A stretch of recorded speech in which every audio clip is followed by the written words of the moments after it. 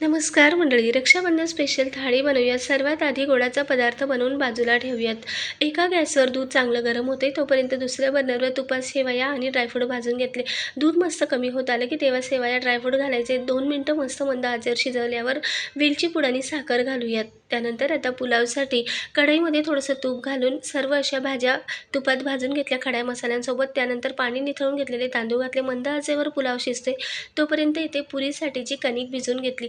तेलाचा परफेक्ट मोहर नसल्यामुळे या पुऱ्या टम्म तर फुगतात, शिवाय 2 ते 3 तास फुगलेल्याच राहतात.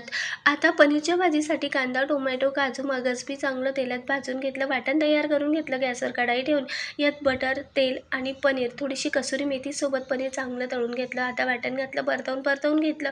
जेवढी ग्रेव्ही होती तेवढी वाढवून घेतली. डिटेल व्हिडिओ पाहण्यासाठी खाली दिलेल्या टायटलवरच्या त्रिकोणावर क्लिक करा. डिटेल व्हिडिओ नक्की बघा.